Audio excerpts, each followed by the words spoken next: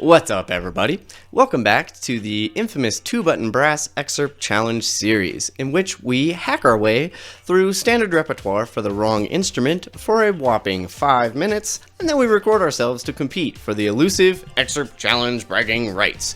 I'm your host, Alex, perhaps more formally known as Alexander the Great, and this week we'll be looking at the second movement trombone solo from the Malcolm Arnold Brass Quintet.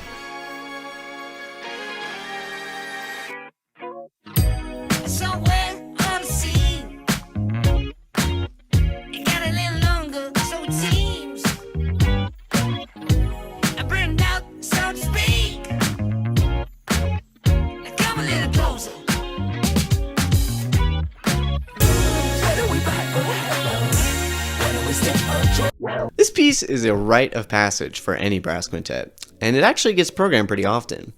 2-button brass was just starting to read through this one at the beginning of the pandemic back in March 2020, and I really hope we're able to get together and play it again one day. In the meantime, I hope you enjoy this demo recording that I've created for you to get an idea of what the excerpt sounds like. I actually bought myself a kazoo for this project to record the other parts to play along to, because when your friends are 1,000 miles away, a kazoo is the next best thing.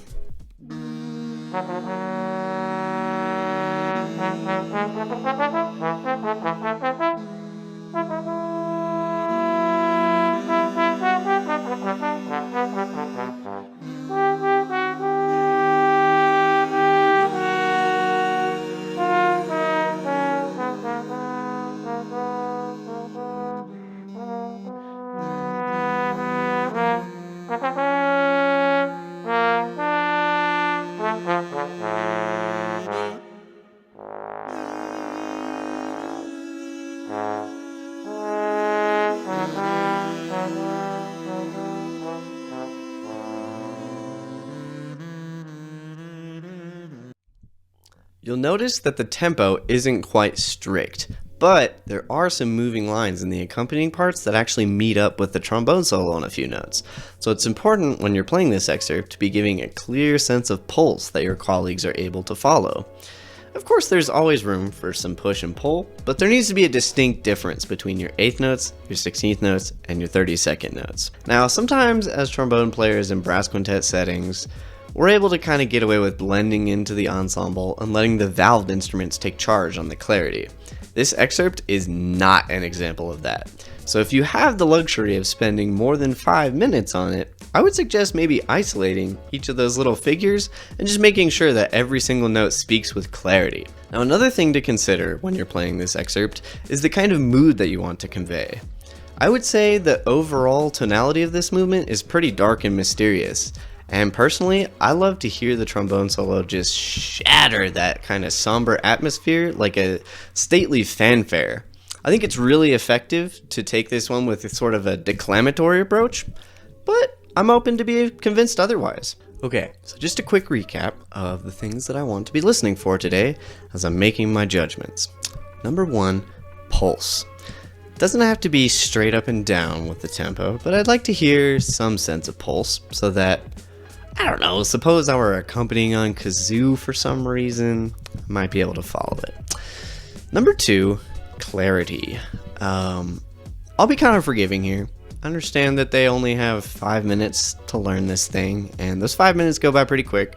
It's a pretty challenging excerpt, but that being said, I mean, it'd be nice to hear as many notes on the page as possible. And number 3, mood. Big mood. What kind of mood is conveyed? And is it convincing?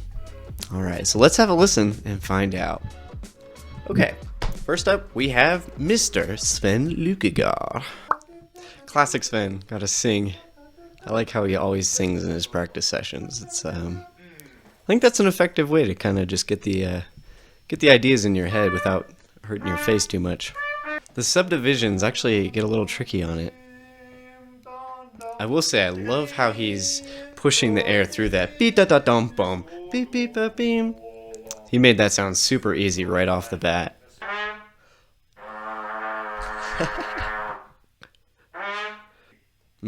Yeah, very leapy. It's good to keep the air just consistent. God. I I wish I could play it that fast, that clean. That sounded amazing. I could probably learn something from that. I actually tend to stretch a little bit towards that figure just to kind of facilitate getting it nice and clean. I like how he retakes the next measure right in time, too.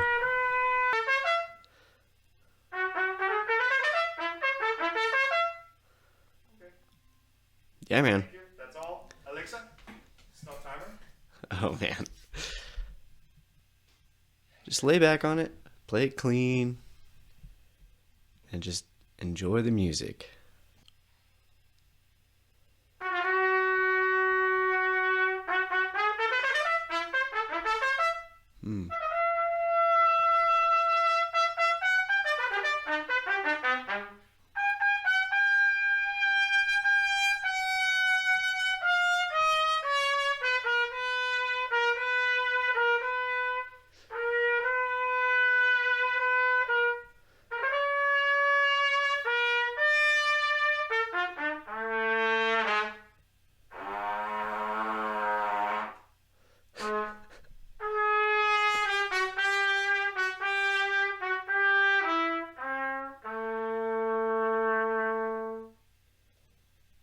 Wow.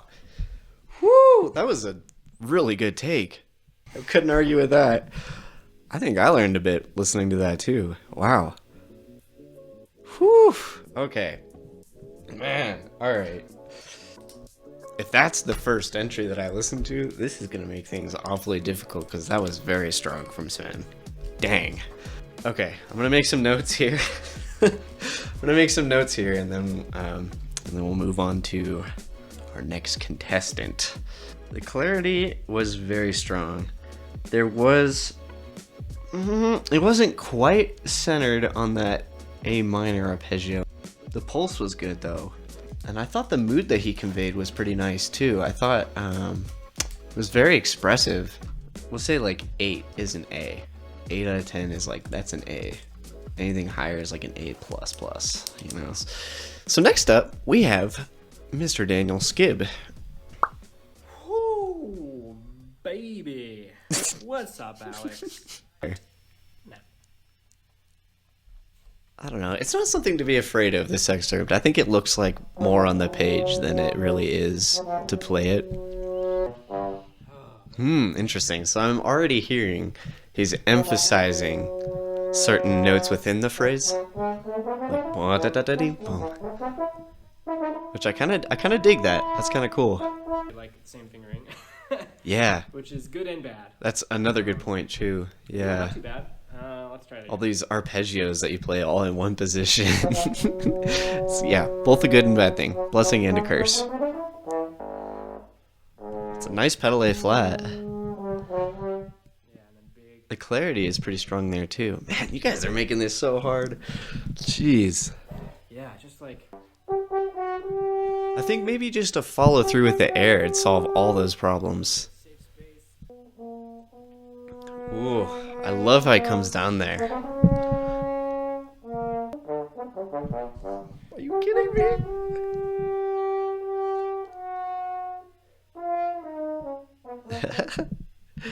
Oh, right, and that's time. I like how Skib every once in a while That was okay. just gets a little playful with it when he's just kind of like running out of time and he's... Played it. Maybe not the best use of my time.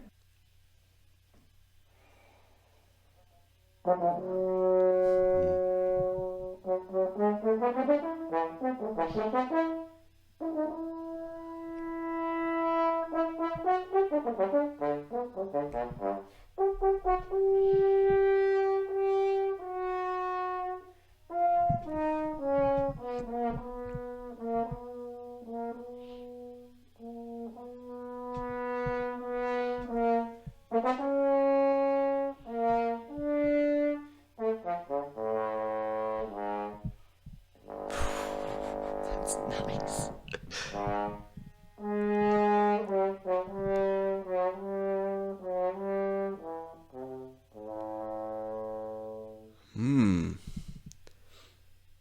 Wow. Have it. All she wrote. And this is also making me realize, well, if I didn't already know, I work with such amazing musicians. Holy crap.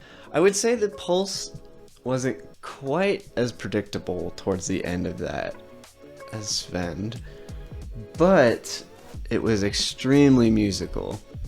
And over the difficult stuff near the beginning of the excerpt, those kind of flourishes on the arpeggios, those were really clean. That was pretty much right in the pocket. I mean, I would be able to follow that. And I could tell he was being a bit self-conscious with the musicality. I did kind of call him out on the, I believe it was Tuba Mirum. I did kind of call him out on being a bit timid, and that was not timid. In terms of the mood, I thought that the, that diminuendo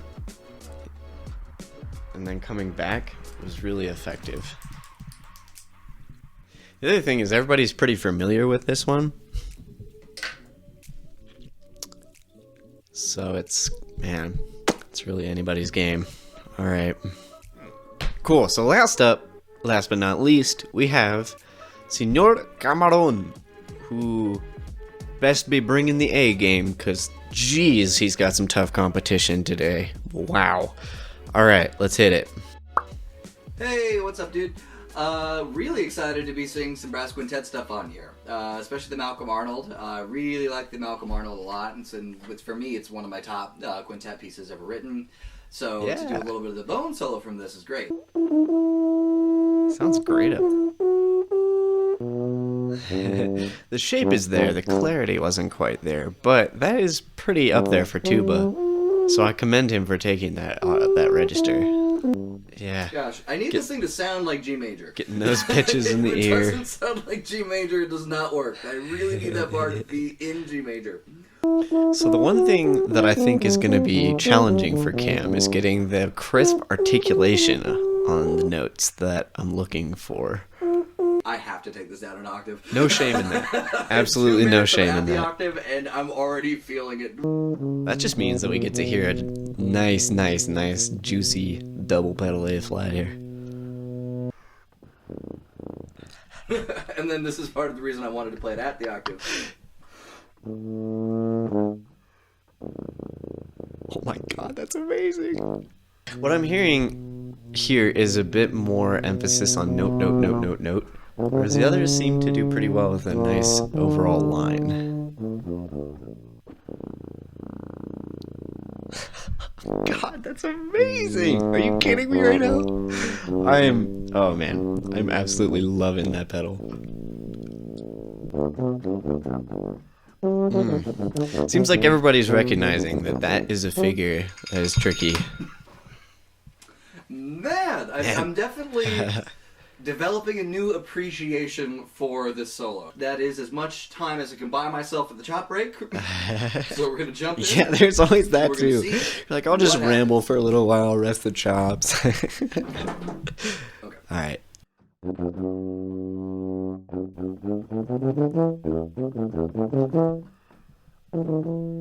nice.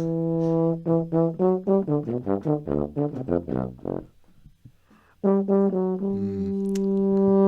rest was a bit long, but I like how he shaped that.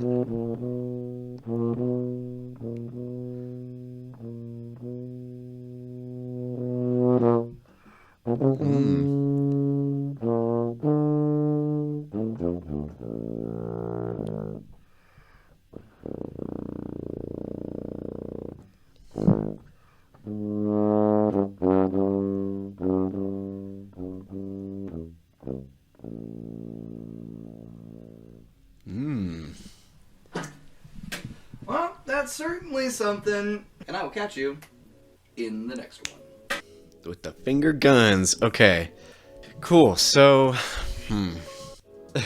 there's a couple rests into the next bar that I noticed were a bit long. And I noticed those things because I've had a tendency to do that myself, for sure. I will say I really liked how he shaped into the da da dee ba ba ba beam bum beam bum bum bum bum. I was hearing a bit of vertical motion as opposed to like a longer horizontal sense. I made that comment during his 5 minutes, and I noticed during his take that was actually improved. I think the clarity could have been a bit stronger, but he's also working with significantly larger equipment. you know, so I'll be, like I said, I'll be a little bit lenient there. And everybody did a pretty good job, I thought, with the mood, conveying the mood. I mean, everybody's familiar with the piece. They know how the movement sounds. They've all played it. So we're going to do some deliberation. We'll be back in a flash with our winner announcement. Stay tuned. Don't go far. This was a really difficult decision to make. And I have to admit, I really enjoyed watching this excerpt be played on different instruments because it gave me some ideas of how I would do it differently myself. I'll just kind of go down through some of my notes here, just in the order that I heard it. So Svend came in hot. I mean, he came in there with just like intensity and focus and just, yeah, absolutely beautiful playing, super musical. It was very horizontal. I would say he approached it kind of like a lead trumpet player would approach it. I mean, it was just like, just pure fire all the way through. Very intense. I loved the vibrato that he put in there. He was a little, I think, self-conscious about taking it too slow, which is really funny to me because I think he actually took it the fastest of all three, and he probably took it faster than I would be able to take it and play it cleanly myself. The arpeggios were super clean. The intonation was pretty solid. I loved his false tone pedal A flat. I mean, that was just fantastic. I loved the sense of direction. I thought the tone might have gotten a little bit on the brittle side, but that could have just been, you know, the mic was a little bit hot. It was also, I mean, that was a pretty screaming register, I think, and he played it with ease. So yeah, really solid take from Svend. Skib also had such a good take. I thought he did a great job capturing kind of like the epic sense of the excerpt. I loved the nuance that he was playing with. He really got, you know, the peaks of the phrases. There was good direction. The pulse was pretty followable. I thought it was a little bit stretchy in that bum bum bum bum bum bum bum towards the end. But it was, you know, it was a valid choice, and I would have been able to follow it if I were playing with him. So that was, you know, totally acceptable there. Gosh, yeah. I mean, not easy. His pedal A flat was also great, but I think Cam probably deserves the most applause for his pedal A flat, because that double pedal that he pulled is a note that I only can hit in my wildest dreams, and he did it on F tuba. I mean, bravo. He was also extremely musical. I noticed there was a couple issues with time, particularly some of the rests were just a bit long, which can be an issue from the accompanying standpoint. Yeah, I noticed that there was the bum bum bum beam bum bum beam bum beam bum bum bum. It was just a little late, and I thought there was another spot where that came back in at the beginning of the measure, a little bit behind. I didn't notice it quite so bad in his second take. That's kind of off the books. But then in his second take, where he took it up the octave, he struggled a little bit with the clarity in the upper register, which is perfectly understandable. I mean, are you kidding me? That's so high on tuba.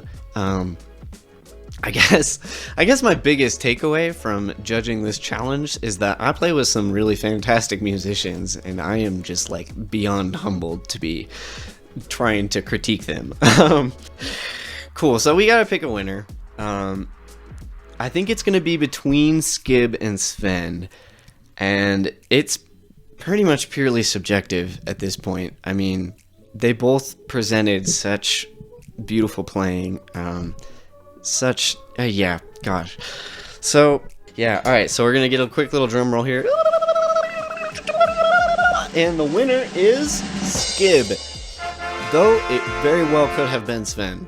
I just thought that Skib played it a little bit more like I would have played it as a trombone player. That's not to say that Svend's interpretation was any less wonderful. So, I would love to hear what you guys think. Tell us in the comments. Who do you think won this one? I'm going to go ahead and say Skib was the winner, but you could very easily say that it was Svend. So, Debate it out. Let's go. All right. So thank you guys for watching. Hope you enjoyed. Feel free to give us a like. Go ahead and share it. Subscribe to our channel. Really helps us out. And we'll catch you on the next one. Cool. 2-button out. That seems like something Cam would do. 2-button out.